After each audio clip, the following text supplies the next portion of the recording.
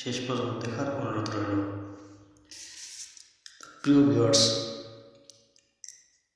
আমরা যে ভুলগুলো করে থাকি, কি সেগুলো ভুল? প্রথমে থাম্বনেল অনুযায়ী ভিডিও না করা, দ্বিতীয়ত